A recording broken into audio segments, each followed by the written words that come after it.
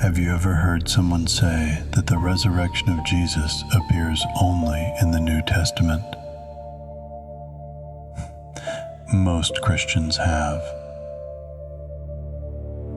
And most have never noticed that one of the clearest declarations of resurrection hope in the entire Bible appears in one of the oldest books ever written,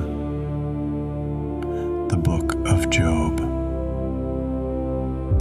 Job lived centuries before David, centuries before Isaiah, centuries before the birth of Christ. And in the middle of unimaginable suffering, Job makes a statement that has echoed through history. I know that my Redeemer lives. Most Christians know that verse. What most Christians do not know is what comes next. Because Job does not stop with a declaration about a Redeemer.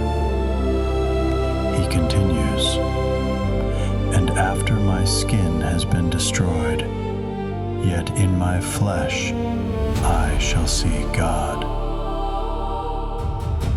Think about that.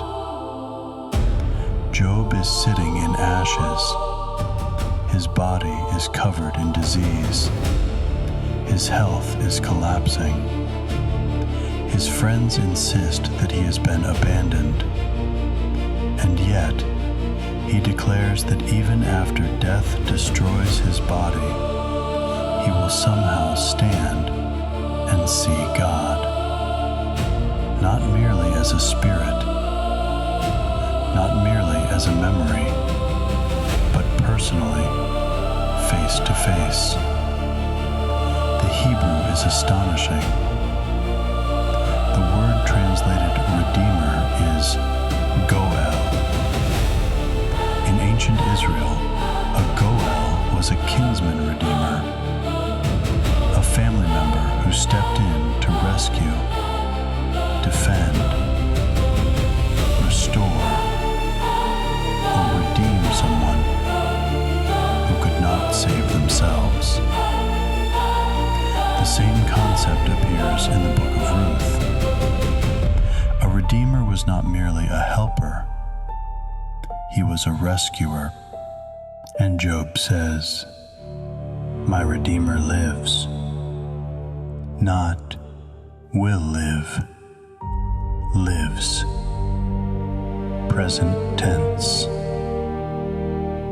Then Job adds another remarkable statement. He shall stand upon the earth. Some translations render it, stand upon the dust. Either way, the picture is striking. The Redeemer is alive. The Redeemer appears. The Redeemer stands victorious over the very dust of death. Then comes the climax, whom I shall see for myself, and my eyes shall behold, and not another.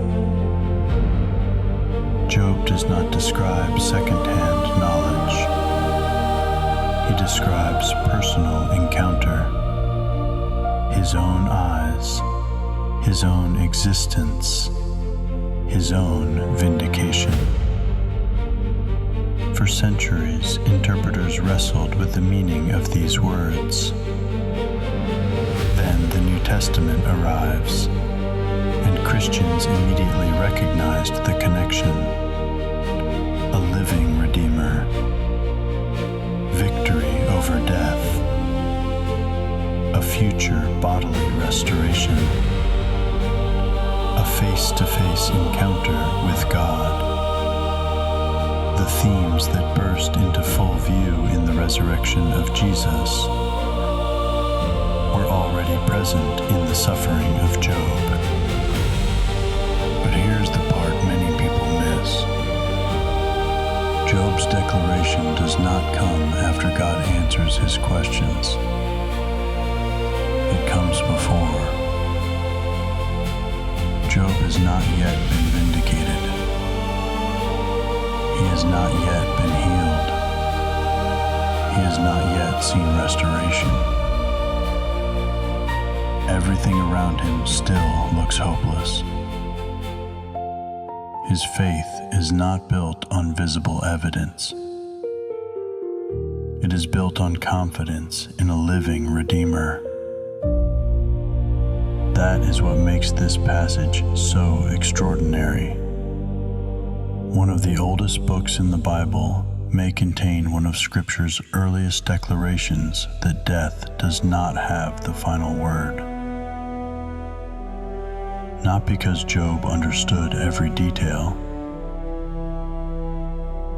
not because he could see the future,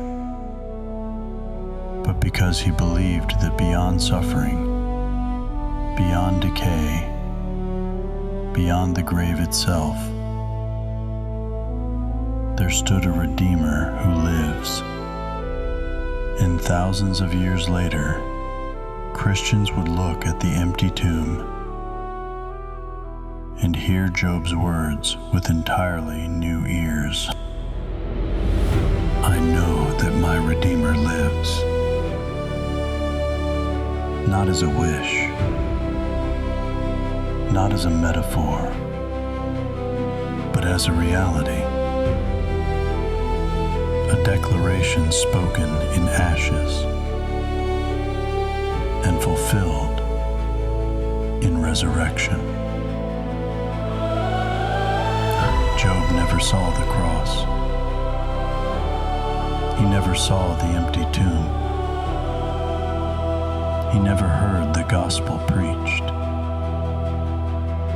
Yet somehow, in the depths of suffering, he looked beyond death itself and declared his confidence in a living Redeemer. A Redeemer who would stand victorious over the dust. A Redeemer whom he would one day see with his own eyes. And for believers today, that ancient declaration still echoes across the centuries, not as poetry alone, not as wishful thinking, but as one of the most profound statements of hope ever recorded in Scripture.